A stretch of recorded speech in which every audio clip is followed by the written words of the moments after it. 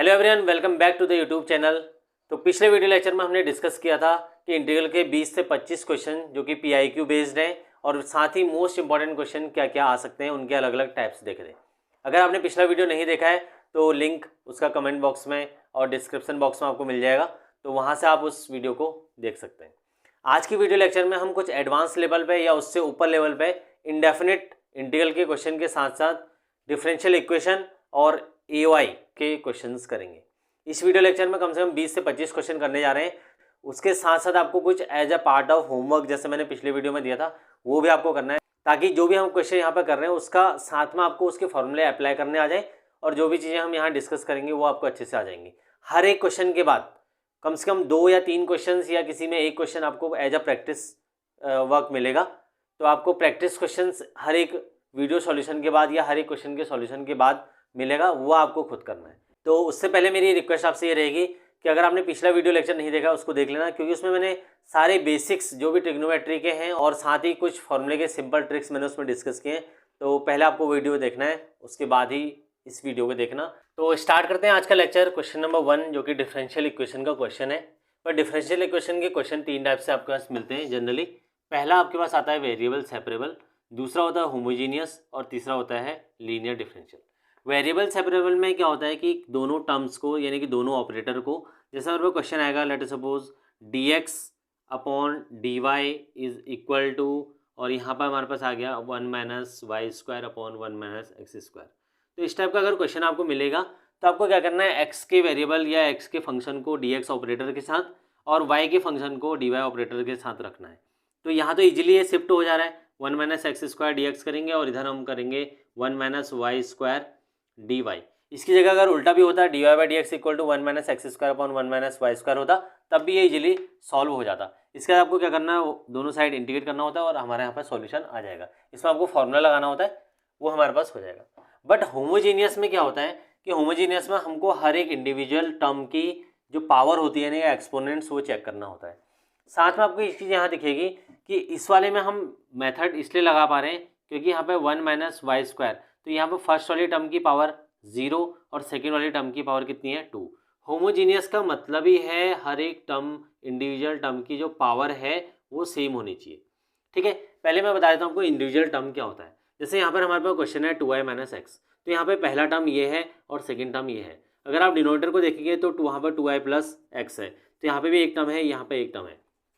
यहाँ y की power 1 है, x की पावर 1 है, y टू द पावर 1, और ये हमको कोफिशिएंट से कुछ नहीं करना है, ये चीज़ आपको ध्यान रखना है। सिर्फ हमको जो भी वेरिएबल्स हैं उनकी पावर काउंट करनी होती है।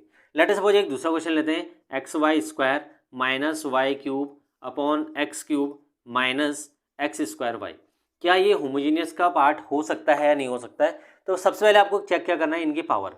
अब यहाँ पे देखेंगे इसकी पावर 1 है, 1 प्लस 2 3, इसकी इंडिविजुअल पावर 3 है, यहाँ पे भी 3 है और यहाँ पर 2 प्लस 1, तो सबकी पावर 3 है। इसका मतलब होमोजीनियस हम इसमें अप्लाई कर सकते हैं। ठीक है ना। थर्ड आता है आपका लीनियर डिफरेंशियल। लीनियर डिफरेंशियल हम इसके बाद एक क्वेश्चन करेंगे तो उसमें हम डिस्कस करेंगे। तो पहले आपको एलिमिनेट करना आना चाहिए। किसी भी डिफरेंशियल के क्वेश्चन को अगर आप एलिमिनेट करना सीखे तो क्वेश्चन आपके इजीली सॉल्व हो जाएंगे। इसमें हम वेरिएबल सेपरेबल क्यों नहीं लगा पा रहे हैं, उसका एक रीज़न है क्योंकि 2y प्लस एक्स को अगर आप dy के साथ ले जाएंगे तो ये x इससे अलग नहीं होगा। ठीक है, ऐसे अगर dx के साथ y वाला टर्म देखेंगे तो ये इसके साथ से अलग नहीं हो पाएगा। तो हम ये मेथड क्यों अप्लाई कर रहे हैं, उसका रीज़न ये है क्योंकि हमारा वेरिएबल सेपरेबल इसमें फेल हो गया। फिर हम आए सेकंड के पास। अब आप सोचोगे कि इसमें लीनियर डिफरेंशियल क्यों नहीं लगा रहे, इसलिए लगा रहे हैं क्योंकि हमारा ये क्वेश्चन हमको दिख रहा है कि इसमें सारे टर्म्स और सारे पावर एक जैसे हैं, तो इसलिए हम पहले इसमें वेरिएबल लीनियर डिफरेंशियल नहीं लगाएंगे, पहले हम होमोजीनियस अप्लाई करेंगे। ठीक है, ये क्वेश्चन सीबीएसई 2018 में आया हुआ क्वेश्चन है, काफ़ी इंपॉर्टेंट क्वेश्चन है। इंपॉर्टेंट इसको इंटीग्रेशन बनाता है। ये क्वेश्चन तो काफ़ी सिंपल सा लग रहा है, अभी आप क्वेश्चन देखोगे इसका सॉल्यूशन तो बड़ा ही अच्छा क्वेश्चन है क्योंकि इसमें इंटीग्रेशन थोड़ा अलग लेवल का है। ठीक है,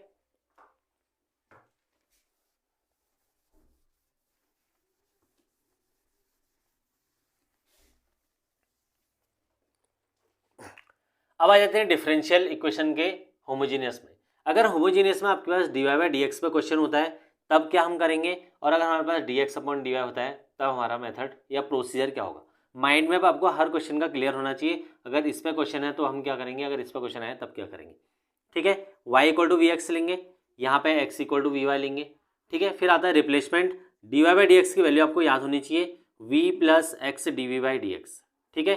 सिमिलरली यहाँ पर अगर आप चेक करेंगे तो d x upon d y निकालेंगे आप, और यहाँ पर होगी value v plus y d v upon d y, ठीक है। यहाँ पर आपको इसको रिप्लेस करना है अगर d x upon d y है, अगर d y by d x है तो आपको इसको v plus x d v by d x से रिप्लेस करना है, और y को वी एक्स, जितने भी हमारे पास इक्वेशन में y होंगे तो उनको हम ऐसे रिप्लेस करेंगे।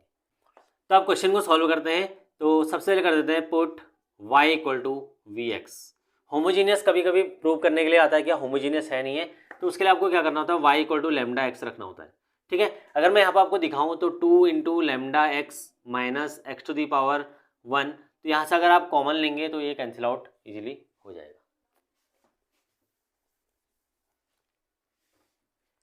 तो हम करते हैं इसमें डिफरेंशियल का फर्स्ट वाला जो कि d y by d x वाला पार्ट है।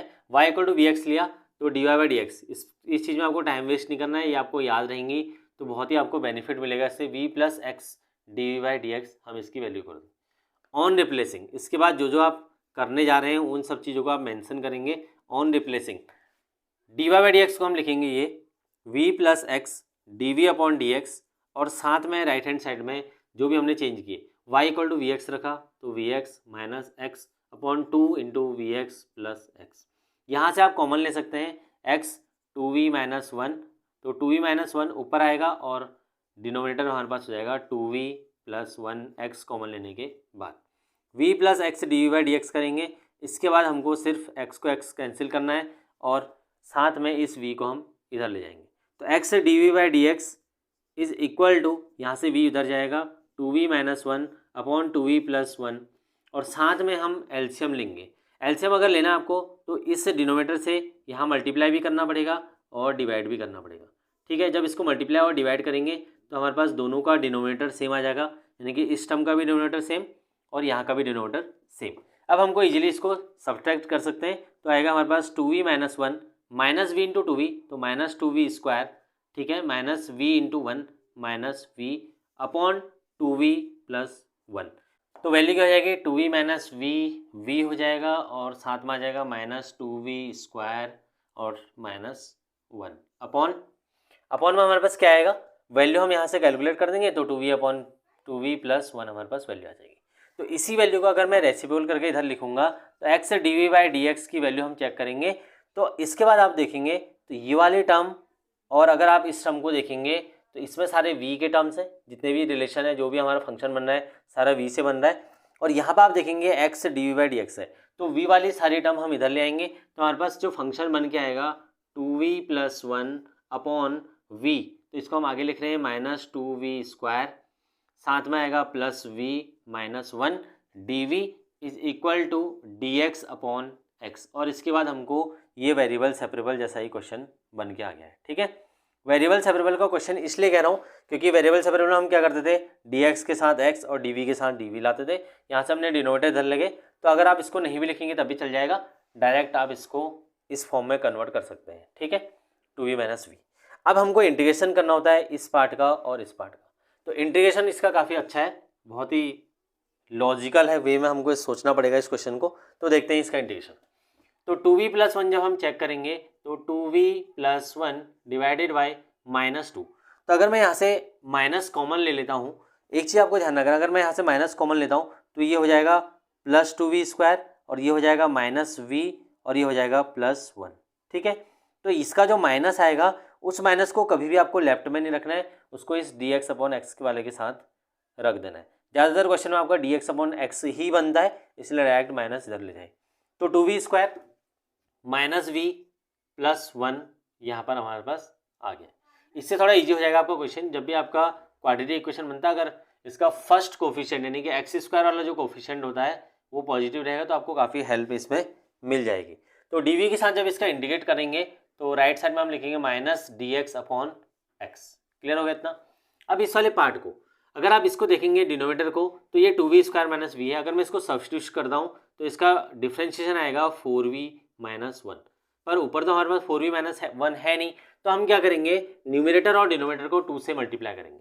जब हम ऊपर मल्टीप्लाई करेंगे 2 से और नीचे भी 2 से मल्टीप्लाई करेंगे, तो 2 से मल्टीप्लाई करने के बाद ऊपर हमारे पास वैल्यू आएगी 4v 2 इंटू 2v प्लस 1, तो प्लस 1 का हो जाएगा प्लस 2, क्योंकि 2 से हम ऊपर दोनों को मल्टीप्लाई कर देंगे। तो यहाँ पे आएगा 2v square minus v plus 1। This is clear. अगर आप यहाँ पे देखेंगे अभी भी हमारे पास अगर डिनोमिनेटर का डिफरेंशिएशन करेंगे तो आएगा 4v, तो वैल्यू कितनी आ जाएगी 2v स्क्वायर का डिफरेंशिएशन हो जाएगा 4v माइनस 1। अभी भी हमारे पास 4v माइनस 1 नहीं आया, तो हमको प्लस 1 माइनस 1 यहाँ पे करना पड़ेगा।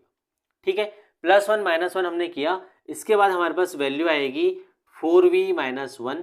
ठीक है, राइट साइड आपका डिफरेंशिएट इजीली इंटीग्रेट इजीली हो जाएगा क्योंकि dx अपॉन x है। तो 4v माइनस 1 अलग कर दिया और डिवाइड कर दिया हमने 2v square minus v plus 1 से, और 1/2 यहाँ अलग कर दिया। 2 + 1 3 हो जाएगा, तो यहाँ पर से आ जाएगा 3 डिवाइडेड बाय यहाँ पर 1/2 है, तो 1/2 को भी हम एज इट इज यहाँ पर लिखेंगे। साथ में आएगा 2v square minus v plus 1 into D. अब यहाँ पे भी आपको इंटीग्रेट करना है और इधर भी आपको इंटीग्रेट करना है, तो दोनों साइड हम इंटीग्रेट कर देंगे विद रिस्पेक्ट टू v। तो हमने लिख दिया 4v minus 1 upon 2v square minus v into D plus ये। अब ये वाला पार्ट आपका इजीली सॉल्व हो जाएगा, क्यों? क्योंकि इसको आप t लेंगे इसका डिफरेंशियल नहीं हो जाएगा, तो इजीली 1/t log t इसका आंसर आ जाएगा log v। यहाँ पर अगर आप देखेंगे तो जब भी आपके पास क्वाड्रेटिक इक्वेशन हो और साथ में न्यूमरेटर आपका कांस्टेंट हो, तो हमेशा आपका परफेक्ट स्क्वायर लगता है। परफेक्ट स्क्वायर लगाते कैसे उसको मैं आपको बता देता हूँ। 2v square minus v plus 1, अगर आप इसमें से 2 कॉमन ले लेंगे बाहर, तो ये क्वेश्चन आपका थोड़ा सा आसान हो जाएगा। v स्क्वायर माइनस v/2 और प्लस 1/2 हमारे पास यहाँ आ जाएगा। ठीक है, 2 कॉमन लेने के बाद फिर इस वाले टर्म को जो भी हमने अंदर लिखा है इसको हम लिखेंगे v स्क्वायर मतलब a स्क्वायर माइनस, ये सबसे इंपॉर्टेंट टर्म होता है 2ab और माइनस 2ab। माइनस 2ab हमारे फॉर्मूले में होता है, प्लस 2ab होता है a square plus b square plus 2ab और a square plus b square minus 2ab। यही टर्म आपका डिसाइड करेगा कि आपका प्लस हो गया माइनस में। अगर ये माइनस हुआ तो माइनस 2ab, प्लस हुआ तो प्लस 2ab। ठीक है, इसके बाद हमको क्या करना है, इस v/2 को 2ab बनाना है। कैसे बनाएंगे चेक करते हैं। तो फर्स्ट ऑफ ऑल माइनस को तो हम चेंज नहीं करेंगे, 2 इंटू ए हमारा फिक्स हो गया क्योंकि ए स्क्वायर हमको पता है, तो ए तो ये आ गया। अब जो भी हमारे पास बचा, अब हमारे पास बचेगा क्या 1/4। 1/4 मैंने यहाँ क्यों लिखा, क्योंकि आप 2 से 4 को कैंसिल करेंगे तो v/2 तभी आएगा, ये कभी आपका गलत नहीं होना चाहिए। ठीक है, मैंने क्या किया, minus 2v into 1/4 is equal to v/2 के इक्वल लिखा है। ठीक है, 2 से 2 कैंसिल तो v/2 अभी भी इसके इक्वल है, ये गलत नहीं होना चाहिए। और यहाँ से हमको एक नई चीज़ मिल गई और वो है b 1/4। तो 1/4 हमको मिल गया b, तो b स्क्वायर हम इस इक्वेशन में ऐड भी कर देंगे, b स्क्वायर हम सब्ट्रैक्ट भी कर देंगे, क्योंकि किसी भी इक्वेशन में जो चीज़ आप ऐड करते हैं उसको सब्ट्रैक्ट करना पड़ता है। प्लस 1/2 हमारा ये वाला है, तो ये दोनों हमने अपने तरफ से क्या कर रहे हैं, ऐड और सब्ट्रैक्ट किए हुए हैं। ठीक है, परफेक्ट स्क्वायर क्लास 9th और 10th का टॉपिक है, इस चीज़ का आप ध्यान रखना। ठीक है, इसके बाद हमारे पास 2 भी है, तो 2 को हम एज इट इज लिखेंगे। अगर आप ये 3 चीज़ें देखेंगे, first 3 term, first second and third, a square minus 2ab plus b square, तो ये बनेगा v माइनस 1/4 का होल स्क्वायर। क्लियर। साथ में अगर आप इसको देखेंगे तो ये है 1/16 और ये है 1/2 यानी कि 8/16। 8 माइनस 1 कितना हुआ 7, तो 7 की वैल्यू क्या हो जाएगी √7/4 का होल स्क्वायर। क्लियर। तो √7 का स्क्वायर 7, 8 माइनस 1 7, 4 का स्क्वायर 16, तो ये आ गया। तो फाइनल हमारा जब इसको आप चेंज करके लिखेंगे तो ये वैल्यू हमारे पास आई इसका चेंज होने के बाद, किसका, सेकेंड वाला। अब आपको पता लगा होगा इसका इंटीग्रेशन क्यों इतना इंपॉर्टेंट है। तो 2v plus 1 upon 2v square minus v plus 1 को हम फाइनल अगर लिखना चाहें तो मैं यहाँ पर लिख के आपको दिखा रहा हूँ क्या हम लिखेंगे। तो इस वाले फंक्शन को अगर हम देखेंगे, हमने इसमें स्प्लिट किया था, इसका हमने इस वाले फंक्शन को एज इट इज ये लिया था। ठीक, अब देखेंगे यहाँ पर 1/2, तो हमने लिखा 1/2 4v minus 1 divided by 2v square minus v plus 1 into D. साथ में आपके पास इसके बाद हमारे पास ये वाला टर्म है, तो 3/2 हम ये लिख रहे हैं, तो 3/2 आपके पास ये आया, तो 3/2 को हम एज इट इज लिखेंगे, तो 3/2 फिर हमारे पास है इंटीग्रेशन। ओके, और ऊपर हमारे पास वैल्यू बचेगी अब 1, क्योंकि 3/2 हमने कॉमन ले लिया, बाहर ले लिया है। साथ में आपके पास इसको देखेंगे, अब 2v square minus v plus 1 को हमने लिखा इस तरीके से, तो 2 हम बाहर भी ले सकते हैं, ठीक है ना। और यहाँ पे लिखेंगे हम v minus 1/4 whole square plus √7 divided by 4 whole square. ठीक है, ये हमारे पास डी यहाँ पर सॉल्व हो गया है, equal to minus d x divided by x. ये आपका कंप्लीट इसका आंसर होगा। इसके बाद आपको क्या करना है, इसमें तो फॉर्मूला लगेगा आपका ए स्क्वायर प्लस एक्स स्क्वायर वाला, क्योंकि ये पूरा एक्स हो जाएगा और ये 2 आपका बाहर आ जाएगा तो 3/4 हो जाएगा। इसमें आपको सब्स्टिट्यूशन अप्लाई करना है, डायरेक्ट सॉल्व हो जाएगा।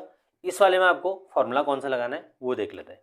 तो फॉर्मूले आपके 3 होते हैं, तीनों इंपॉर्टेंट फॉर्मूले हैं और आपका अगर रूट नहीं है तो सिंपल फॉर्मूले होते हैं, ठीक है ना। तो नीचे हमारे पास डिनोमिनेटर में जब रूट नहीं होता तो हमारे पास 3 फॉर्मूले बनते हैं। एक तो फर्स्ट ये वाला, सेकेंड हमारे पास होता है x square minus a square वाला, और थर्ड होता है हमारे पास ए स्क्वायर माइनस एक्स स्क्वायर वाला। तो ए स्क्वायर माइनस एक्स स्क्वायर और थर्ड हमारे पास हो गया x square minus a square. तो कैसे आपको याद रखना है मैं आपको याद करवा देता हूँ। इस वाले का फॉर्मूला अगर आप रिलेशन देखेंगे a square plus x square या 1 प्लस एक्स स्क्वायर होता है हमारे पास tan इनवर्स एक्स बाई ए का फॉर्मूला। tan इनवर्स एक्स का कोई डिफरेंशियल भी कुछ ऐसी था, तो इसका जो इंटीग्रेशन बनता है तो इंटीग्रेशन इसका होगा integration of 1 upon x square plus a square is equal to 1 by a tan inverse x upon a. इसका जो फॉर्मूला बनेगा अगर आप यहाँ देखेंगे a square minus b square है तो a plus b a minus b, ठीक है। तो आपको कैसे याद रखना है, 1/2a लॉग यहाँ पे भी आएगा, 1/2a लॉग यहाँ पे भी आपका आएगा।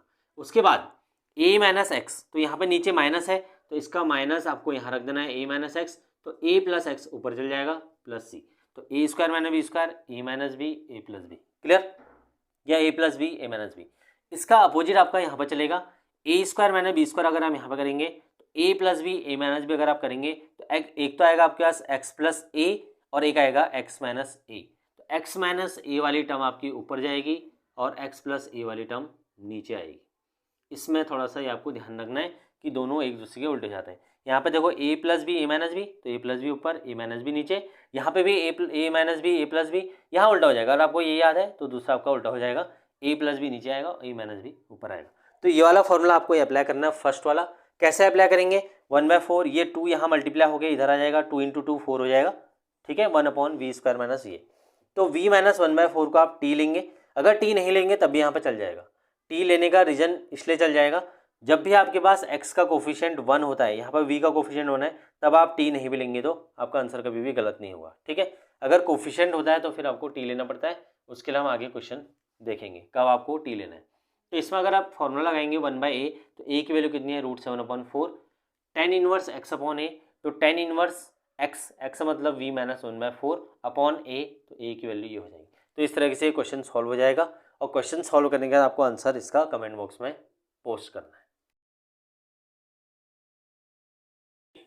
तो इस क्वेश्चन को करने के लिए आपको देखो तीनों method, differential equation solve the differential equation question आएगा। तो अगर हम इसमें फर्स्ट वाला मेथड लगाते हैं, late us suppose variable separable, तो ये वेरिएबल सेपरेबल तो होगा नहीं क्योंकि x और y अलग होंगे नहीं, तो पहली चीज ये मिस्टेक होगी। दूसरा इसमें क्या होगा, dy x के साथ से अलग नहीं होगा। सेकंड मेथड में आते हैं होमोजेनियस में। होमोजेनियस में मैंने क्या कहा था, हर एक इंडिविजुअल टर्म की पावर सेम होनी चाहिए। यहाँ 2 है, यहाँ 0 है, यहाँ इसकी 2 है, यहाँ पे इसकी 2 है बट इसकी 0 होगी, तो यहाँ पे होमोजेनियस मिलेगा। बचा क्या हमारे पास, लीनियर डिफरेंशियल। लीनियर डिफरेंशियल के 2 टाइप होते हैं, एक dx अपॉन dy, फिर से वही चीज, और दूसरा क्या होता है dx अपॉन dy और पहला dy/dx, ठीक है, दोनों ही। इस वाले स्टेप में पहले हमको dy/dx अलग करना होता है, तो dy/dx में हम पूरी इक्वेशन लिखेंगे। तो फर्स्ट स्टेप हमारा होता है dy/dx plus py equal to q, ये होता है। इस वाले पार्ट में हमारे पास क्या होता है, dy/dx plus px equal to q, ठीक है, दोनों में हमारे पास सेम ही सिचुएशन है, ये पहला पार्ट में। अब अगर हम इस क्वेश्चन को अलग करना चाहें तो हमको क्या करना पड़ेगा, divide whole equation by divide equation, इसको हम 1 ले लेते हैं, equation 1 by 1 plus x square या एक्स स्क्वायर प्लस 1 से। जब पूरी इक्वेशन को डिवाइड करेंगे तो हमारे पास ये, तो हमारे पास dy/dx बचेगा, यही आपको बनाना भी है, इसको अकेले रखना है यहाँ पे, ठीक है, plus 2x upon x square plus 1, और साथ में आपका क्या बना y।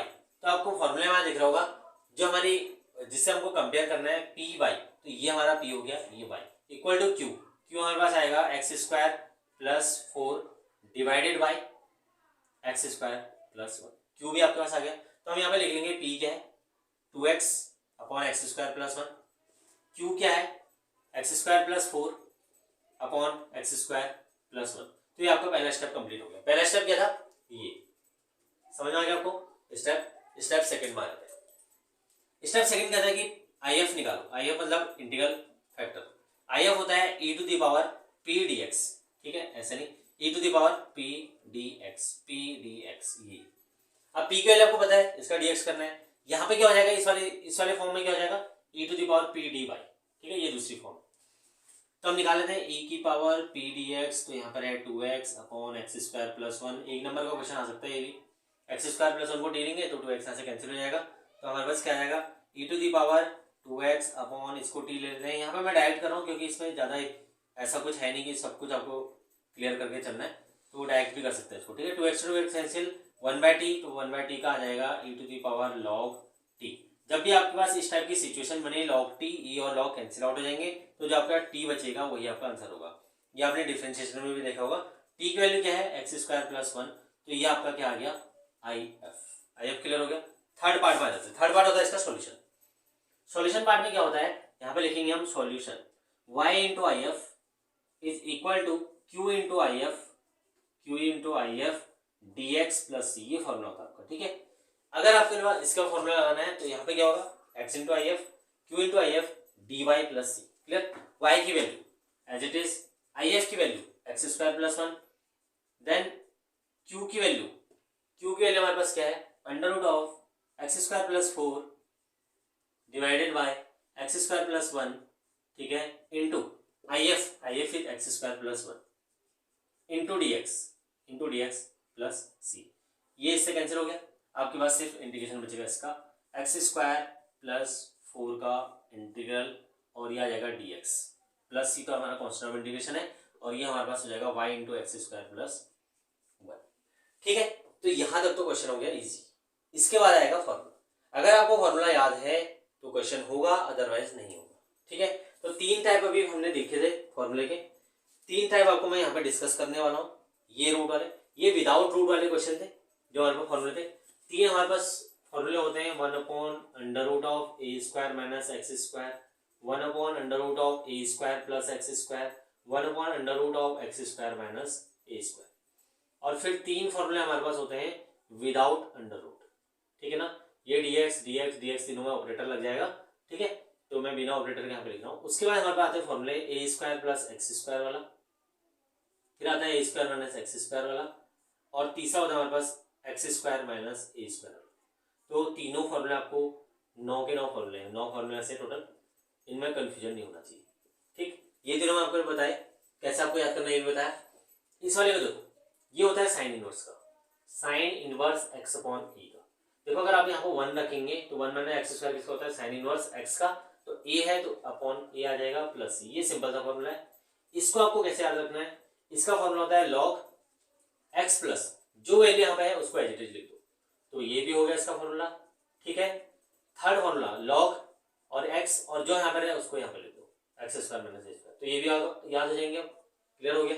अब आ जाते हैं इस पर, under root of a square plus x square. अगर इस टाइप का फॉर्मूला आया तो आपको एक चीज में कंफ्यूजन होती है, देखो यहाँ पे भी सेम होता है, जहां जहां सेम होगा उसको एज इट इज लिख देंगे, यहाँ भी सेम होता है x/2, अंडर रूट भी सेम होता है, जो वैल्यू लिखी है उसको एज इट इज लिख देना है, यहाँ भी जो वैल्यू लिखी है एज इट इज, और यहाँ पे भी।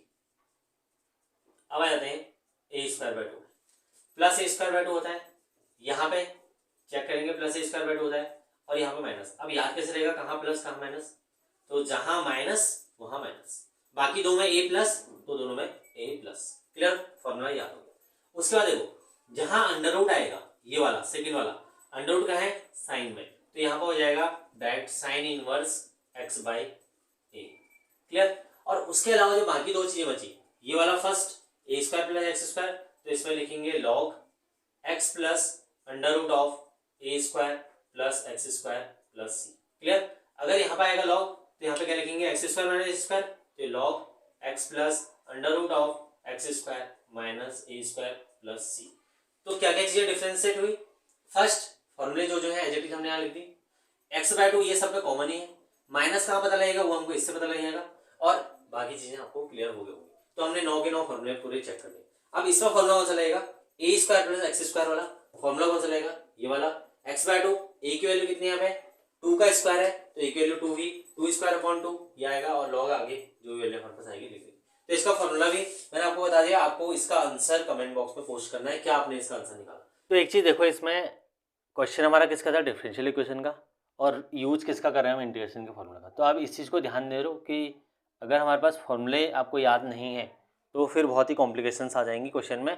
जो क्वेश्चन आपको आ भी रहना है इसके बाद आपको इसको छोड़ना पड़ेगा क्योंकि आपको फॉर्मूला याद नहीं है। तो सीधा सा सिंपल से 9 फॉर्मूले हैं, मैंने तुमको याद करने का तरीका बता दिया। इसका आपकी रिस्पॉन्सिबिलिटी है, इनको एक बार लिख लो और थोड़ा सा रिलेशन देख करो। रिलेशन जो है आप थोड़ा बाकी लोगों से छोड़ दो और इंस्टा और जो भी चीज़ें कर रहे हो उनको छोड़ के थोड़ा इंटीग्रल पर ध्यान दो, और जो जो रिलेशन यहाँ डिफरेंशिएशन और इंटीग्रेशन में रिलेशन निकालो, ठीक है ना। अपने रिलेशन कुछ टाइम के लिए त्याग दे दो।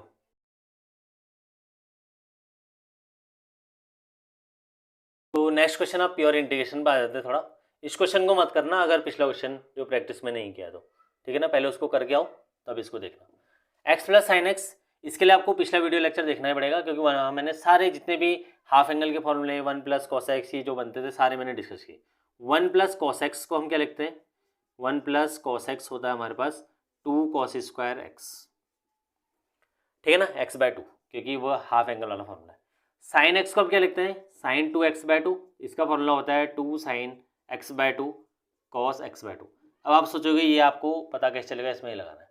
1 प्लस कॉस एक्स जहाँ भी आएगा आपको सोचना है इस तरफ कि आप क्या इसको लगा सकते हैं, लगा सकते हैं। x प्लस 2 साइन x/2, ठीक है, कॉस x/2 ये अलग, और इसको डिवाइड करते हैं हम 2 कॉस स्क्वायर x/2 से। इसकी डायरेक्ट वैल्यू मैंने कैसे लिखी, चेंज करने के बाद, ठीक है ना। सारे फॉर्मूले मैंने एक्सप्लेन करें तो आपको ये याद ही हो जाएंगे। 1 प्लस कॉस एक्स हो या कॉस एक्स प्लस 1 हो, आपको फॉर्मूला यही लगाना है, ठीक है। अगर 1 माइनस कॉस एक्स या कॉस एक्स माइनस 1 है तब साइन इनवर्स लगता है, एक जगह माइनस आता है एक जगह प्लस आता है। सारी चीज़ें मैंने एक्सप्लेन कर रखी है, थोड़ा एक बार देख जरूर लेना। और आपको वैसे भी उसमें 20 से 25 क्वेश्चन मिल जाएंगे इंटीग्रेशन के, सिंपल बेसिक क्वेश्चन हैं, सारे समझ में आ जाएंगे। 1 प्लस कॉस एक्स, तो इसको भी हम 2 कॉस स्क्वायर x/2 लिख देंगे, तो ये आ गया हमारे पास ऐसे। यहाँ से एक वैल्यू कॉस की इससे कैंसिल हो जाएगी, तो यहाँ क्या बचा 2 साइन अपॉन कॉस, क्या हो जाएगा 2 से 2 कैंसिल हो जाएगा, तो साइन अपॉन कॉस क्या बन गया 10x/2, क्लियर। बीच में आएगा प्लस, और यहाँ x sec square x/2, sec square x/2। क्यों सेक स्क्वायर x/2, क्योंकि यहाँ पे हमारे पास वैल्यू क्या आएगी 1/2 बाहर आएगा। यहाँ 1/2 हमने ऑलरेडी ऐड कर ही लिया है, साथ में यहाँ देखो ये भी हमारे पास इंटीग्रेशन में आ गया और ये भी हमारे पास इंटीग्रेशन में आ गया। अच्छा तब होता है ये क्वेश्चन अगर यहाँ पे 10x/2 का सेक स्क्वायर x/2 तो e⁻x वाला, बट वहाँ पे रिलेशन लगेगा नहीं क्योंकि e⁻x नहीं है, ठीक है। अब थोड़ा इन दोनों को इंटीग्रेट करते हैं। यहाँ पे तो सिंपल सा दिख रहा है कि आइलेट लगेगा। 10x/2 का आपको आना चाहिए निकालना इंटीग्रेशन। 10x का क्या होता है लॉग सेक एक्स प्लस सी, ठीक है। तो 10x/2 का क्या होगा, देखो x/2 का ऐसे तो निकलेगा नहीं, सबसे पहले x/2 को t लेना पड़ेगा। x/2 को t लोगे तो x कितना हो जाएगा 2t, इसका dx करोगे dx आ जाएगा 2 × 1, तो 2dt इसकी वैल्यू आ जाएगी, ठीक है। 10x, तो 10x की जगह क्या हो जाएगा, x/2 को हमने t लिया तो x की वैल्यू 2t आई, तो वैल्यू क्या हो जाएगी देखो 10t, और इधर dt की dx की वैल्यू 2dt, तो 2 यहाँ बाहर आ जाएगा और dt। अब देखो ये है 10x dx, ठीक है, और ये है 10t dt। अब इसका आंसर तो यही होगा, तो log sec x या sec t आएगा यहाँ पर, ठीक है, प्लस c, तो 1 यहाँ 2 आ जाएगा इसका बाहर, ये हुआ फॉर्मूला। अब t को आप रिप्लेस करोगे तो t किसकी वैल्यू थी x/2 की, तो क्या आ जाएगा 2 log sec x/2, ठीक है। फॉर्मूला बनाना मैं इसलिए दिखा रहा हूँ क्योंकि कभी कभी एक नंबर का क्वेश्चन आ जाता है 10x/2 का इंटीग्रेशन करो, तो डायरेक्ट आपको ये पता होना चाहिए कि कैसे हमको निकालना है। डायरेक्ट फॉर्मूला लगाओगे तो ये गलत कर दोगे, 2 लिखोगे ही नहीं, क्योंकि 10x का लिखोगे log sec x, तो 10x/2 का लिख दोगे log sec x/2, तो ये 2 मिसिंग आ जाएगा, तो फिर इसको भूल जाओगे, ठीक है। तो इसका इंटीग्रेशन मैंने बता दिया, इसका इंटीग्रेशन आइलेट से होगा, फर्स्ट फंक्शन सेकेंड फंक्शन से। क्या होता है formula, first function integration of second function minus bracket लगाएंगे पहले, फिर होल्ड इंटीग्रेशन करेंगे, ठीक है ना। तो इंटीग्रेशन लगा दिया, अब ब्रैकेट लगा दिया dy/dx फर्स्ट फंक्शन का, उसके बाद इंटीग्रेशन सेकंड फंक्शन का, और फिर पूरे का इंटीग्रेशन। तो मैं फॉर्मूला रख रहा हूँ डायरेक्ट, प्लस वाला जो टर्म है ना ये वाला, इसको मैंने यहाँ सॉल्व करके बता दिया, तो इसको इस तरीके से सॉल्व कर लेंगे। तो 1/2 ले लेते हैं पूरा बाहर। फर्स्ट फंक्शन एक्स होगा, क्योंकि आईलेट लगेगा तो ILATE, ठीक है। थोड़ा आईलेट को ध्यान रखना कि कैसे हमको सीक्वेंस। इंस्टाग्राम को भूल जाना, आई से इंस्टाग्राम कुछ दिन के लिए बाहर, आई से आईलेट और इंटीग्रल कुछ दिन ध्यान रखो, ठीक है। तो आई से अगर यहाँ पे देखोगे तो आई से हमारे पास इन्वर्स होगा LATE, तो ए पहले आएगा और टी बाद में आएगा, तो फर्स्ट एक्स हो जाएगा। इंटीग्रेशन ऑफ सेकंड, देखो sec square x by two किसका इंटीग्रेशन होता है। अब आप देखो सेक स्क्वायर एक्स जो होता है वो डिफ्रेंशिएशन किसका होता है, तो ये 10x का तो आ जाएगा, बट ये सही है। अगर यहाँ पे x बाय टू है तो क्या आ जाएगा, 1/2 बाहर आता है, याद है ना, 1/2 बाहर आएगा। तो जो भी कोफिशिएंट होता है उससे हम क्या करते थे, डिवाइड कर लेते हैं। तो डिवाइड करेंगे तो ये क्या आ जाएगा, ऊपर आ जाएगा, तो ये बनेगा 210x। क्लियर, तो वैल्यू क्या आएगी 210x, ठीक है। ये तो हो गया हमारा फर्स्ट पार्ट सॉल्व, ये वाला minus integration divide x of x 1 into, ये दोबारा लिख देंगे, जो यहाँ पर करा है वही यहाँ पे भी करेंगे, तो क्या है 210x 10x आएगा, x बाय टू आएगा, x बाय टू आएगा ना, क्योंकि x by two sec square x by two है तो x बाय टू ही आएगा, ठीक है। तो x बाय टू हम यहाँ पर कर दिया, माइनस ही हो गया। इंटीग्रेशन 1 इसकी value into 210x by two इसकी वैल्यू, और इस पूरे का इंटीग्रेशन दोबारा से dx। देखो अब यहाँ पे 1/2 bracket 2 into x 10x by two integration of 2। अब यहाँ देखो 2 मैंने बाहर ले लिया तो -2 आ जाएगा, 10x बाय टू का इंटीग्रेशन दोबारा से आ गया, दोबारा आ गया ना, तो क्या आ जाएगा 210x बाय टू, ये 10x बाय टू हम ऐसे लिख देंगे। यहाँ तक तो आपका आइलेट वाला फॉर्म था। अगर आप इसको इंडिकेट नहीं भी करेंगे, मैं तो मैंने 1 नंबर का क्वेश्चन बताया कि ऐसा क्वेश्चन आ सकता है। अभी देखो इस क्वेश्चन में इंटरेस्टिंग पार्ट क्या है, जब मैं इसका इंडिकेट कर रहा हूँ ना, तो यहाँ पे देखो 10x बाय टू है, तो मैंने लिख दिया plus integration of 10x by two. Clear हो गया होगा, यहाँ तक तो कुछ सही नहीं, मैंने इंटीग्रेशन नहीं किया है इसका भी, इंटीग्रेशन मेरे को पता तो है वो है, पर मैंने नहीं किया है। 2 से इसको मल्टीप्लाई करते हैं, तो यहाँ से 2 से 2 कैंसिल हो जाएगा, x 10x बाय टू आएगा। 2 से इसको करेंगे तो 2 इंटू 2 ये कैंसिल हो जाएगा, तो ये बचा minus integration of 10x by two dx plus integration of 10x by two dx। Clear. अब आप एक चीज़ देखो, ये माइनस ये प्लस में है 10x बाय टू इंटीग्रेशन, ये माइनस में, तो ये दोनों वैल्यू कैंसिल, तो हमारा आंसर क्या आया x 10x बाय टू, मतलब इंटीग्रेशन की जरूरत ही नहीं पड़ी 10x बाय टू की। ये इंपॉर्टेंट क्वेश्चन इसलिए है। तो नेक्स्ट क्वेश्चन देखते हैं। देखो ये भी थोड़ा इंटीग्रेशन का आइलेट का ही पार्ट है, बट यहाँ पे क्या हो जाता है, जब भी e⁻x बाय टू आएगा आपको पहचान क्या करनी है, ये कुछ इस टाइप का फॉर्म है e⁻x fx dx। 1 नंबर का क्वेश्चन तो इसमें आता ही है, बट अगर कभी ज़्यादा मार्क्स का क्वेश्चन आए तो इस टाइप का क्वेश्चन आ सकता है। e⁻x बाय टू है, बट हमारा फॉर्मूला तो x में होता है, तो सबसे लेकर रहे हैं x बाय टू को t ले लेते हैं, तो यहाँ से x क्या हो जाएगा 2t हो जाएगा, dx क्या हो जाएगा 2dt हो जाएगा, 2 इंटू dt। ये क्लियर। नाउ x को रिप्लेस करते हैं 2t से, जहाँ जहाँ x है वहाँ 2t लिख लेते हैं, 2 प्लस साइन 2t अपॉन यहाँ पे 1 plus cos 2t। Clear. e to the power t, e to the power क्या हो जाएगा, x बाय टू को हमने t लिया तो t हो जाएगा, dx की वैल्यू क्या हो जाएगी 2dt, तो 2 को मैं लिख ले रहा हूँ सीधे बाहर और यहाँ पर आ जाएगा ये, तो ये हमारा रिप्लेसमेंट हो गया, ठीक है ना। तो यहाँ पर लिख देंगे put x by two equal to t, 2 plus इसके साइन 2t का फॉर्मूला क्या था 2 साइन टी कॉस टी, ठीक है, 2 साइन टी कॉस टी, और नीचे 1 प्लस, जब भी 1 प्लस इस टाइप का फॉर्म आए, 1 प्लस कॉस एक्स आए तो हाफ एंगल लग जाएगा, 1 प्लस कॉस टी आ जाए या 2t आ जाए या 2x आ जाए तो फुल एंगल फॉर्मूला लगेगा, और इस 1 को अगर माइनस करना है हटाना है तो 2 कॉस स्क्वायर टी माइनस 1 वाला फॉर्मूला लगता है।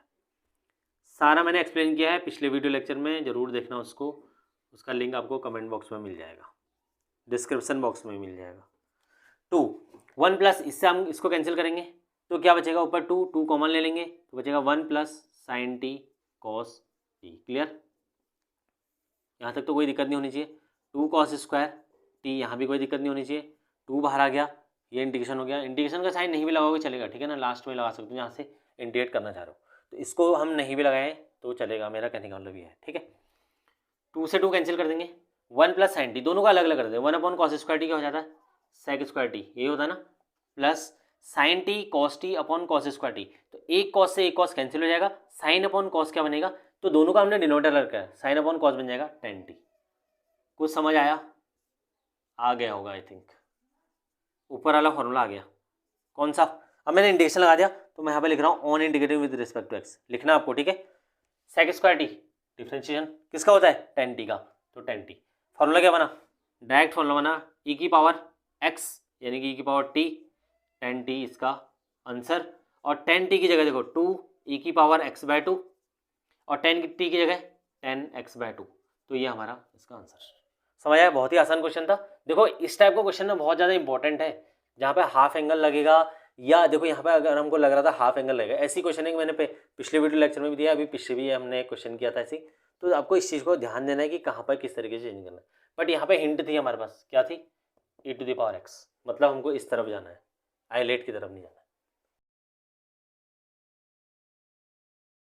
आ जाते हैं नेक्स्ट टॉपिक में, most awaited topic partial fraction. Simple topic है बट कभी कभी कॉम्प्लिकेशन आ जाती है, जैसे इस क्वेश्चन में।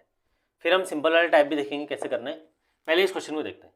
अगर आपके पास पावर न्यूमरेटर की डिनोमिनेटर से कम है, न्यूमरेटर में कम होनी चाहिए पार्शियल फ्रैक्शन अगर लगाना है, तो यहाँ देखो दोनों पावर सेम है ऊपर नीचे, x² हाईएस्ट पावर, यहाँ देखो x माइनस और ये हो जाएगा 2x², तो हाईएस्ट पावर 2 दोनों में है, ठीक है। यहाँ पर आपको इंडिविजुअल टर्म की पावर नहीं देखनी होती, इस चीज़ का ध्यान रखना। इस क्वेश्चन को करने के लिए पहले हमको इसको डिवाइड करना पड़ेगा। सो ऑन डिवाइडिंग, तो डिवाइड तो करना ही पड़ेगा, ठीक है। किसको? डिनोमिनेटर क्या है? x माइनस 2x² से किसको डिवाइड करना पड़ेगा? 1 माइनस x² को। तो इसको मैं थोड़ा ना पावर रिड्यूसिंग पावर की फॉर्म में लिख रहा हूँ, मतलब x² पहले लिख रहा हूँ 1 बाद में, यहाँ पे मैंने माइनस 2x² लिख रहा हूँ और x बाद में। करने को कर सकते हो, इसको एग्जाम में पेपर में कर सकते हो। अब ये देखना है कि इसको किससे मल्टीप्लाई जिससे x² आ जाए, माइनस 2x² को किससे मल्टीप्लाई करा जाए जिससे माइनस x² आ जाए। तो मैंने यहाँ p लिख दिया, मैं p एक कोई नंबर ले रहा हूँ, इससे मल्टीप्लाई, तो p के लिए कितनी हो जाएगी? Minus x² upon minus 2x²। जिसको कुछ भी समझ में नहीं आएगा ना उसको ये आ जाएगा, तो माइनस से माइनस कैंसिल, 1/2, इसका 1/2 से मल्टीप्लाई करेंगे। हम डिवाइड करेंगे तो क्या 1/2 से डिवाइड करेंगे, 1/2 इंटू इसको डिवाइड करते हैं तो क्या आ जाएगा? Minus x²।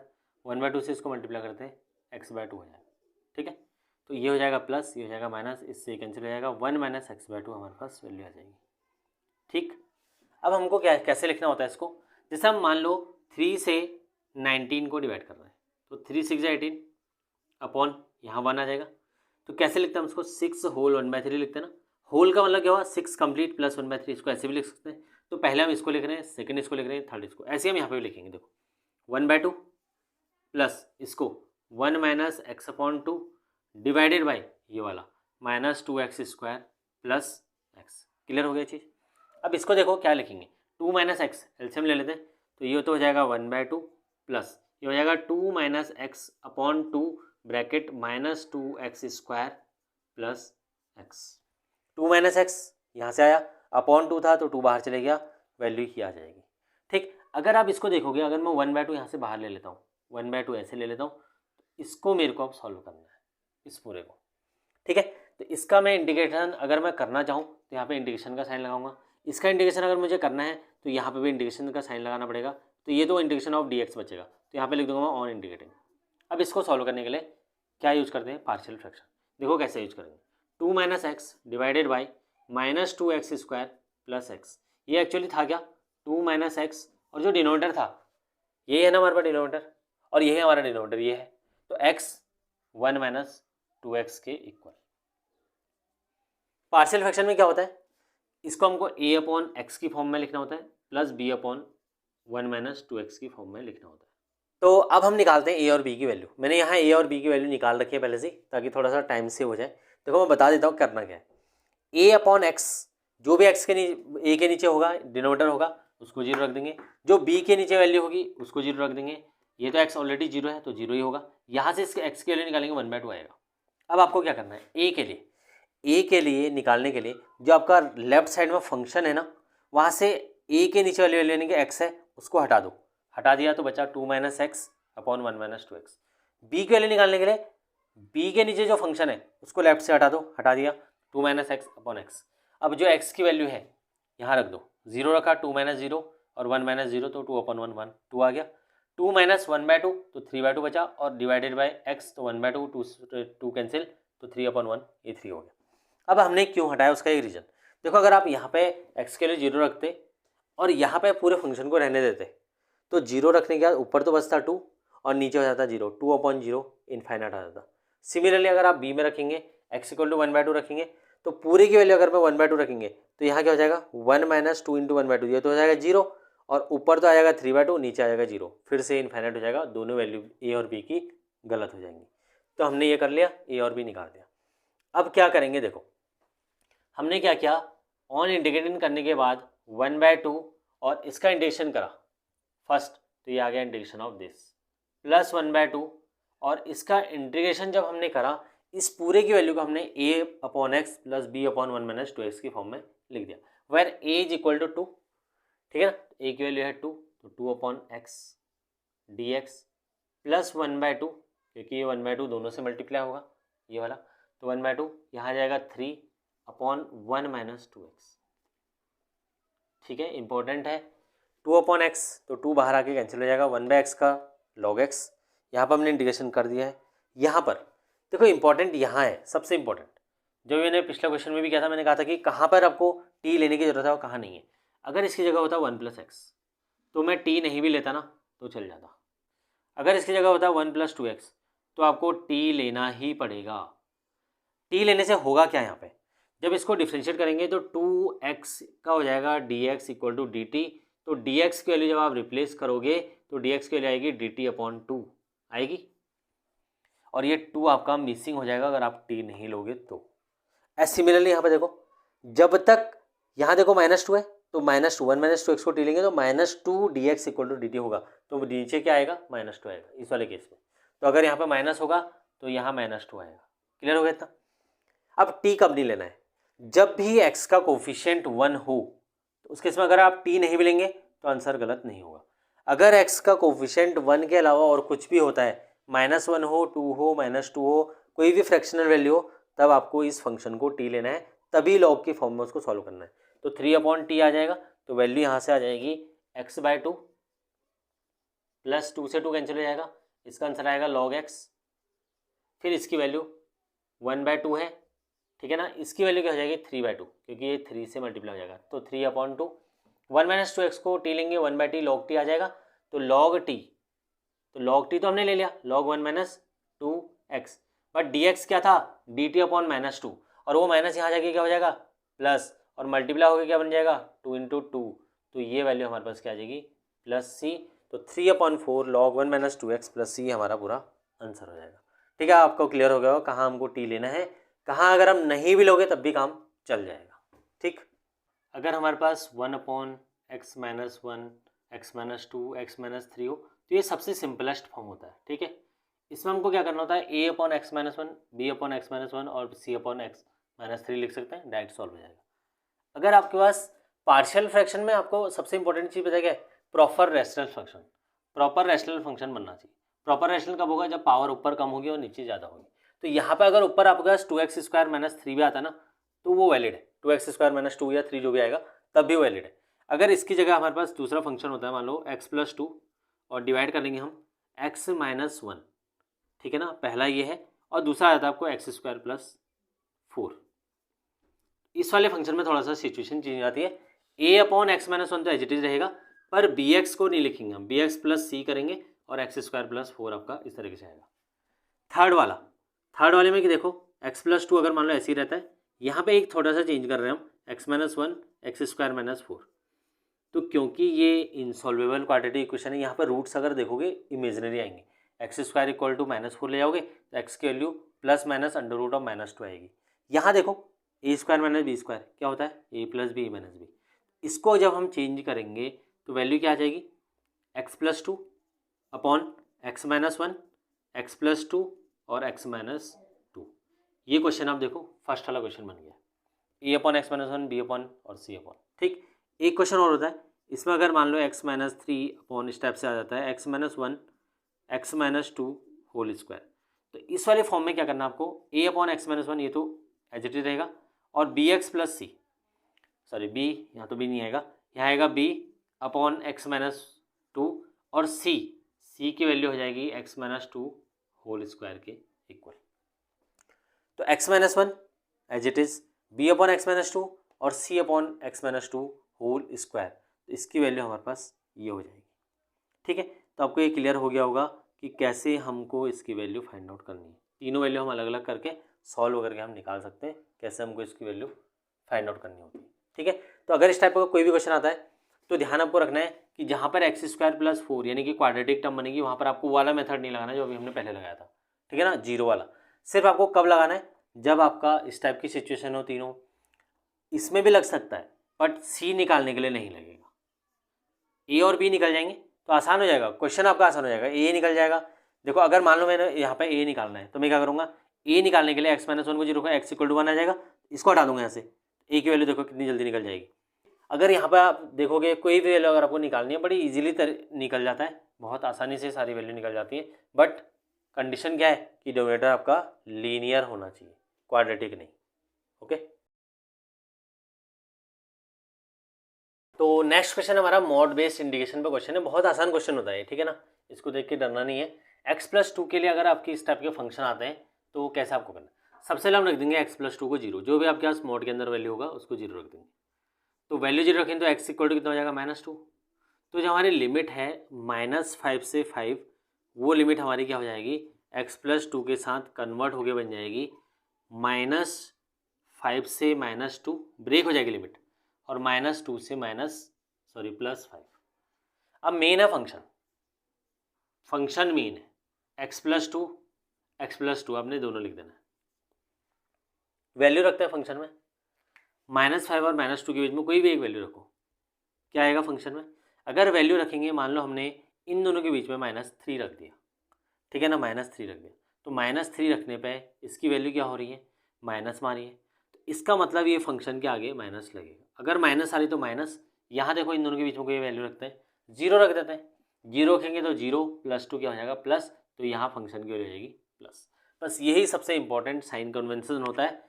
जहाँ मॉड आएगा आपको ध्यान देना है, जहाँ माइनस आ रहा है ओवरऑल उसके आगे माइनस लगा देना है। इसके बाद तो आप सिंपल सा है, x square upon 2 + 2x। Limit क्या लगेगी, विद नेगेटिव साइन, -5 से -2 plus x square by 2 + 2x। Limit क्या लगेगी, -2 से 5। लिमिट लगा दें माइनस साइन के साथ, क्या हो जाएगा, -2 का स्क्वायर 4/2, वैल्यू हो जाएगी 2 × 2 तो -4 इसकी अपर लिमिट। लोअर लिमिट लगाते हैं नेगेटिव साइन के साथ, -5 का स्क्वायर 25/2, 5 × ये हो जाएगा -10, प्लस इसकी वैल्यू चेक करते हैं 25/2 अपर लिमिट में, प्लस 2 × 5 ये 10 हो जाएगा, माइनस लोअर लिमिट आएंगे 2 का स्क्वायर 4/2 आ जाएगा 2, प्लस 2 × -2 तो आ जाएगा -4,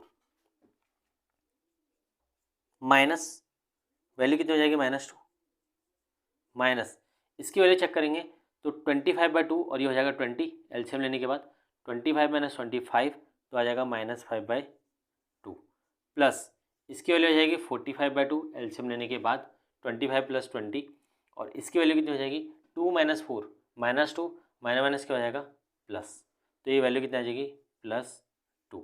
45/2 कितना होता है 22.5, 22.5 ये हो गया, +2 ये है, और ये कितना हो जाएगा, इसकी वैल्यू आएगी -+2, और ये भी -+2 कितना हो जाएगा 2.5।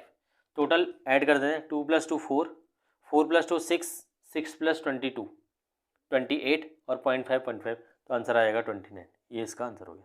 बहुत ही सिंपल सा क्वेश्चन है। एक क्वेश्चन आपको इसमें आपके लिए प्रैक्टिस के लिए मिलेगा, उसका सॉल्यूशन आपको कमेंट बॉक्स में पोस्ट करना है, ठीक है। क्वेश्चन है हमारे पास x² tan inverse x 1/, hint तो मिल रही होगी, tan² x को t ले लेंगे, ले लेते हैं tan इनवर्स x को t, तो यहाँ से x के लिए क्या हो जाएगी tan t। डिफ्रेंशिएशन करेंगे तो 1/1 + x² इक्वल टू dt/dx, तो dx के लिए क्या हो जाएगी x² + 1 या 1 + x² इंटू dt। यहाँ से अगर आपको यहाँ दिखेगा तो x की वैल्यू क्या हो जाएगी tan t के इक्वल। वैल्यू रख देते हैं, integration x², tan inverse x को क्या लिया था t divided by x² + 1 into x² + 1 into dt। अब आप यहाँ देखो x क्या है tan t है, तो एक्स स्क्वायर क्या हो जाएगा 10 स्क्वायर टी, ठीक है, एक्स हो जाएगा 10 स्क्वायर टी, इस वैल्यू से ये कैंसिल। अब हमारे पास बचेगा T 10 square T into D T, ठीक है। इतना करने के बाद अगर आप देखोगे तो 10 स्क्वायर टी को, तो इन दोनों का अगर आप आइलेट से सॉल्व करोगे तो यहाँ पे इंटीग्रेशन के अंदर 10 स्क्वायर टी आएगा, बट ये तो किसी का होता नहीं है, फिर हमको फर्दर बहुत लंबा प्रोसेस यूज़ करना पड़ेगा। तो इसको सिंपल करने के लिए क्या करेंगे, टी 10 स्क्वायर टी को लिख देंगे सेक स्क्वायर टी -1, देखो कितना सिंपल बन जाएगा, ठीक है, वैल्यू आ जाएगी डी टी। अब मल्टीप्लाई कर लेते हैं, टी को कर लेते हैं सेक स्क्वायर टी से मल्टीप्लाई, ठीक है ना, और टी हमारा मल्टीप्लाई हो जाएगा -1 के साथ, तो माइनस ये तो हो जाएगा टी डी टी और ये हो जाएगा टी सेक स्क्वायर टी, इसकी वैल्यू आ जाएगी। अब इसमें हाईलाइट लगाओ, बड़ा आसानी से सॉल्व होगा, फर्स्ट फंक्शन सेकंड फंक्शन दोनों को सॉल्व करेंगे, ये इसका आपको आंसर कमेंट बॉक्स में पोस्ट करना है। और जितने भी क्वेश्चन अभी तक हमने किए हैं, जो भी आपको एक्स्ट्रा क्वेश्चन मिल रहे हैं, अभी हमने पार्शियल फ्रैक्शन में 4 क्वेश्चन किए थे, सबकी ए बी सी की वैल्यू आपको निकालनी है।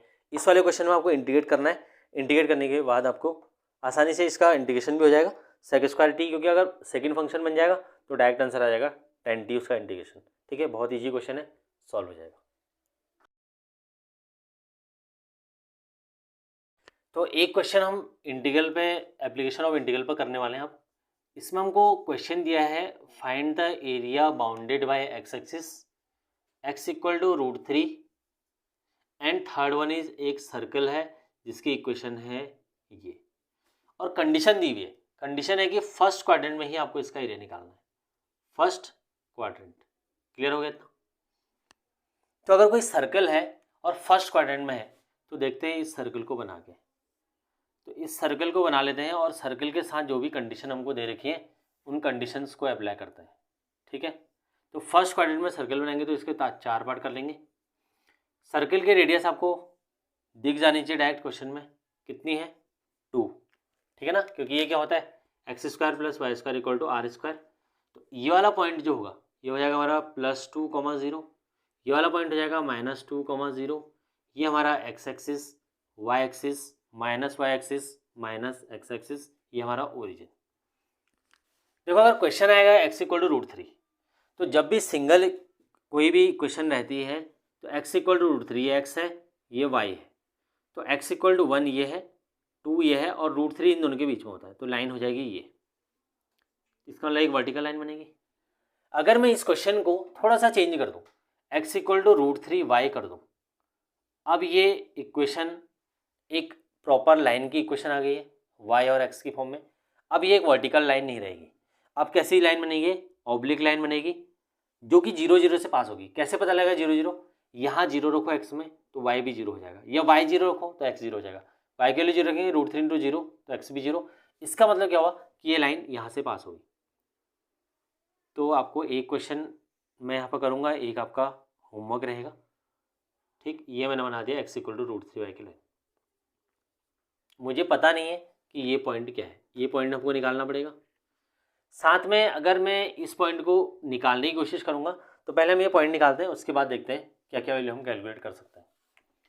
तो अगर हम लाइन के बिहाफ में चलें, पहले ये वाला क्वेश्चन अभी मैं नहीं कर रहा हूँ ऊपर वाला, पहले मैं नीचे वाला आपको सिखा देता हूँ, फिर आपको ऊपर वाला क्वेश्चन करके दिखाऊँगा। x इक्वल टू √3 में अगर स्क्वायर करेंगे तो x इक्वल टू √3 का हो जाएगा स्क्वायर 3y स्क्वायर, ये इक्वेशन नंबर 1। इक्वेशन नंबर 1 हमारे पास आ गई। सेकेंड इक्वेशन हमारे पास ये हो जाएगी, दोनों को इक्वेट करेंगे, एक्स स्क्वायर यहाँ पे इतना है तो यहाँ पे एक्स स्क्वायर कितना हो जाएगा 4 - y स्क्वायर, तो दोनों को इक्वेट करेंगे तो 3y square equal to 4 - y square के इक्वल हो जाएगा। y स्क्वायर इधर आएगा, 3y square plus y square is equal to 4, 4y square is equal to 4, तो y square is equal to 4/4, तो आंसर आ जाएगा 1। तो y की वैल्यू हो जाएगी √1 विथ प्लस माइनस, तो y की वैल्यू आ गई 2, एक आया +1 एक आया -1। y की 2 वैल्यू आई, 2 वैल्यू आपके पास x की भी आएंगी, ठीक है। कैसे आएंगे देखो, या तो यहाँ पर आप y की वैल्यू रख दो इस वाले इक्वेशन में, उससे x निकाल लो, या आप अगर यहाँ से निकाल लो तो यहाँ से निकाल लो, दोनों से सेम आएंगी, ठीक है ना। इसमें से निकाल लेते हैं x इक्वल टू, पहले हम y इक्वल टू -1 रखते हैं, x इक्वल टू क्या हो जाएगा -1 × √3, तो -√3, फिर हम y इक्वल टू +1 रखते हैं तो x हो जाएगा +√3, तो 2 वैल्यू आ गई, ये हो गया। अब हमको ध्यान क्या देना है, 2 पॉइंट क्यों आ रहे हैं। देखो एक पॉइंट तो ये वाला है हमारे पास, एक पॉइंट हमारे पास ये। जब दोनों वैल्यू पॉजिटिव है 1, या √3, 1, तो √3 हमारे पास x की वैल्यू है और 1 हमारे पास ये है। तो अगर आप इस लाइन को देखोगे, इसका मतलब है कि ये वाली लाइन जो बन रही है, ये लाइन आपकी x = √3 वाली लाइन ही है, ठीक है, जो कि हमको पहला वाला क्वेश्चन में दिया था कि ये बनाना है। ये पॉइंट निकल के आ गया x की। अगर x = -1 और ये देखोगे तो माइनस, दोनों पॉइंट कहाँ होते हैं minus, third quadrant, first quadrant, second quadrant, third quadrant, तो ये वैल्यू क्या हो जाएगी -√3, -1। इसीलिए तो हमारे पास 2 पॉइंट निकल के आए, क्योंकि लाइन सर्कल को 2 जगह इंटरसेक्ट कर रहा है, एक यहाँ पे और एक यहाँ पे, निकल के पॉइंट। नाउ अगर हमारे पास ये क्वेश्चन नहीं होता तब क्या करते, तब हम सिर्फ डायरेक्ट x = √3 एक लाइन बनाते, ये लाइन होगी, और हमको एरिया निकालना था फर्स्ट क्वाड्रेंट में, तो हमारा एरिया होता सिर्फ ये वाला फर्स्ट में।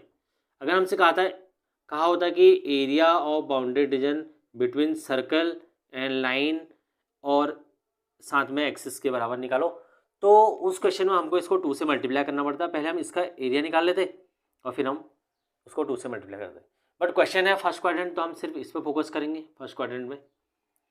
नाउ अगर हमारे पास क्वेश्चन होता √3 पे, तो कंडीशन ये होती, अगर हमारे पास क्वेश्चन होता x = √3y, तो फर्स्ट क्वाड्रेंट में कौन कौन सा एरिया आता, फर्स्ट क्वाड्रेंट में फिर हमारे पास ये वाला एरिया भी इंक्लूड हो जाता, ठीक है ना। कौन सा एरिया, ये वाला। अब इस एरिया को निकालने का तरीका देखो, यहाँ पर एक ट्राइंगल बन रहा है, अगर आपको दिख रहा हो, ये राइट एंगल ट्राइंगल है, क्योंकि x = √3 लाइन है। इसका एरिया निकालने का तरीका क्या हुआ, half base into height, half base into height लगा सकते हैं। इसका बेस कितना है, √3 के इक्वल, ये √3 है। हाइट कितनी है, y की वैल्यू कितनी है यहाँ पे 1, तो ये कितना है 1, तो √3 × 1/2, तो कितना हो जाएगा √3/2, इस पूरे का एरिया आ जाएगा। अब निकाल लेते हैं इस वाले पार्ट का एरिया, ठीक। तो हम सॉल्व कर रहे हैं ऊपर वाला क्वेश्चन।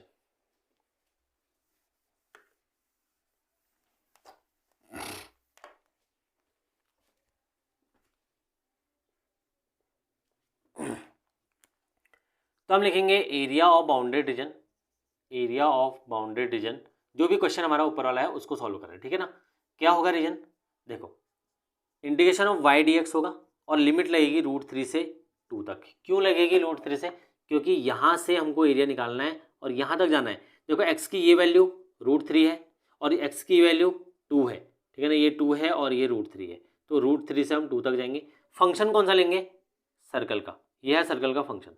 तो सर्कल का फंक्शन क्या है, y² = 4 - x² या y = 4 - x² का √, ठीक है। तो हम यहाँ पर रख देंगे √3 से 2, y की वैल्यू 4 - x² इंटू dx, ठीक है। तो √3 से 2 4 - x² ये हमारा हो जाएगा। अब इसमें फॉर्मूला लगना है। फॉर्मूला क्या होता है, a² - x² का पता होना चाहिए, अभी मैंने पहले डिस्कस भी किया था। x/2 √a² - x² plus a²/2, क्योंकि a प्लस में है और क्योंकि अंडर रूट में साइन के साथ है तो साइन इनवर्स x/a वाला फॉर्म यहाँ पर आ जाएगा। वैल्यू निकाल देते हैं, √3 से 2 पूरे में वैल्यू रख देते हैं, x/2 सेम रहेगा, 4 - x² आएगा प्लस a²/2, a² कितना है 4 ही है, तो 4/2 साइन इनवर्स x/2, क्योंकि a की वैल्यू कितनी है 2। लिमिट रख देंगे √3 से 2, पहले अपर लिमिट रख देते हैं। जब यहाँ पर 4 रखेंगे तो 4 - 2 का स्क्वायर कितना हो जाएगा 0, तो इसकी वैल्यू जाएगी 0, प्लस यहाँ पर रखेंगे 4/2 तो वैल्यू आएगी 2 साइन इनवर्स 2/2, तो वैल्यू कितनी हो जाएगी π/2, माइनस, अब मैं लोअर लिमिट रख रहा हूँ √3, तो 4 - √3 का स्क्वायर, 4 - 3 1 का रूट क्या हो जाएगा रूट रहेगा, तो √3/2 ऐसे ही रहेगा, प्लस इसकी वैल्यू 2 साइन इनवर्स √3/2, तो साइन इनवर्स √3/2 कहाँ पे होता है, साइन इनवर्स √3/2 अभी चेक करते हैं कहाँ पे वैल्यू होती है, ठीक है। ये क्या हो जाएगा साइन इनवर्स π/2, यहाँ पे 2/2 1 होगा, सॉरी ये π/2 नहीं 1 होगा, 1 π/2 उसका आंसर आ जाएगा। तो 0 प्लस 2 साइन इनवर्स 1 की वैल्यू π/2 माइनस √3/2 माइनस, क्योंकि minus plus minus, sine inverse √3/2 कहाँ पर होता है 60 पे, 60 को लिखते हैं π/3, 2 से 2 कैंसिल, तो यहाँ से आएगा पाई माइनस 2π/3, तो पाई माइनस 2π/3 कितना हो जाएगा, π/3 माइनस √3/2, तो 2π/3 माइनस √3/2 इतना एरिया, स्क्वायर यूनिट लिखेंगे क्योंकि एरिया है, तो ये इसका आंसर हो जाएगा। नाउ मैंने क्या कहा, आपको फाइंड आउट करना है area of the region bounded by x equal to √3/, क्या एक्स्ट्रा आ जाएगा, सिर्फ ये एक्स्ट्रा आ जाएगा। और इसका एरिया मैंने आपको निकालने का तरीका बता दिया, हाफ बेस इंटू हाइट, ये क्योंकि ट्राइंगल बन रहा है, हाफ बेस इंटू हाइट इसमें लग जाएगा। तो अगर आपको इसका एरिया ऐसे निकालना है, ये तरीका है। एक तरीका और है इसके एरिया निकालने का, उसको ही मैं बता देता हूँ कैसे आपको निकालना है। तो जब आपको उसका एरिया निकालना होगा तो हम क्या लिखेंगे, y, ये लाइन कौन सी है, x इक्वल टू √3y, तो उसका दूसरा तरीका क्या हो जाएगा, y के फंक्शन में लिखेंगे इसको, y इक्वल टू x/√3, और इसको इंडिकेट कर देंगे। तो इंडिकेट करेंगे तो y dx, तो y dx की जगह क्या हो जाएगा x/√3, और वैल्यू क्या रखेंगे dx, तो dx और लिमिट कहाँ से लगेगी, लिमिट लगेगी 0 से कहाँ तक, √3 तक, तो 0 से √3 तक लिमिट। x का इंटीग्रेशन क्या होता है, x² 2, तो यहाँ लिखेंगे x² 2 और लिमिट लगाएंगे 0 से √3। देखो 0 वाले केस में तो 0 हो जाएगा, अगर यहाँ पे देखोगे √3 का स्क्वायर तो कितना हो जाएगा 3/2, और 3/2 को अगर 1/√3 से डिवाइड करोगे 3/2, तो आंसर क्या आ जाएगा, √3/2। देखो हाफ बेस इंटू हाइट से लगाओगे, हाफ बेस की वैल्यू √3 इंटू हाइट वैल्यू 1, तो √3/2 यहाँ से भी आएगा और √3/2 ये भी आ जाएगा। तो उस वाले पार्ट में क्या करना है आपको, area of the bounded reason, तो यहाँ पे एक फंक्शन प्लस हो जाएगा y, और 0 से लेके कहाँ तक, √3 तक, और dx यहाँ पे लिख देंगे और ये आ जाएगा लाइन का इक्वेशन। ठीक है, ये सिर्फ प्लस हो जाएगा। तो पूरा रीजन जितना हमने निकाला है उसकी जगह हम ये लिख देंगे और पूरा आंसर आपका निकल जाएगा। तो इसी तरीके से एक क्वेश्चन आपको मिलेगा इसके बाद, वो आपको सॉल्व करना है। जहाँ तक मैं काउंट कर पा रहा हूँ 21 क्वेश्चन हमने इस पूरे वीडियो लेक्चर में देखे। आई होप आपको पूरा इंटीग्रेशन का एक एक चीज़ आपको क्लियर हो गया हो, कैसे हमको फॉर्मूले लगाने हैं, कैसे आपको फॉर्मूले याद रखने हैं। ठीक है ना, बहुत ही अच्छे से हमने पूरे 20+ क्वेश्चन तो पहले वाले वीडियो लेक्चर में करें, साथ में इसमें भी इतने सारे क्वेश्चन हो गए। आई होप आपको सारी चीज़ें क्लियर हो गई होंगी। कुछ डेफिनेट के पार्ट हैं, डेफिनेट के क्वेश्चन है, हम उनको नेक्स्ट वीडियो लेक्चर में करेंगे। साथ ही नेक्स्ट वीडियो लेक्चर में AOD और डिफ्रेंशिएशन पर कुछ इंपॉर्टेंट क्वेश्चंस मैं डिस्कस करूँगा। तो इस तरह से हमने क्वेश्चन बहुत सारे सॉल्व कर लिए हैं। आई होप आपको सारी चीज़ें क्लियर होंगी। जो भी अगर आपका बाई चांस कोई डाउट होता है या मेरे से कोई मिस्टेक होती है, क्योंकि क्वेश्चंस करते वक्त ध्यान नहीं जाता है, तो कुछ छोटी छोटी मिस्टेक हो जाती है, प्लस माइनस की, या कहीं पर 1/2 नहीं लिखा, कहीं पर +c नहीं लिखा, तो उन चीज़ों को आपको गलत नहीं लिखना, आप सही करके लिखना उनको। तो नेक्स्ट वीडियो लेक्चर में मैंने आपको बता दिया क्या हम लेके आएंगे, और बाकी हम डिस्कस करेंगे। जितना भी हमारा पार्ट पूरा होगा तो 50 to 60 क्वेश्चन मैंने आपको कहा है, तो वो क्वेश्चन हम पूरा करने की कोशिश करेंगे। तो नेक्स्ट वीडियो लेक्चर में हम डिस्कस करेंगे कुछ और पार्ट या बाकी चैप्टर्स जो हैं उनके कुछ इंपॉर्टेंट क्वेश्चंस। तो ये था आपके 3 चैप्टर के बहुत ही इंपॉर्टेंट क्वेश्चन। तो मिलते हैं नेक्स्ट वीडियो लेक्चर में, तब तक के लिए गुड बाय, टेक केयर, खुश रहो, सीखते रहो, जय